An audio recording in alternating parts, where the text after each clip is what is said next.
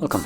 In front of me is an ACER Chromebook 13, and today I'll show you how to change the device mode. So by default the device goes into the normal one, but if we go into the settings we can change it under the About Chrome OS, and under detailed build information you'll have change channel, and from here we can change it to beta, which I believe will give you access to beta updates, or developer mode, which will I assume allow you to test applications on it that you have created.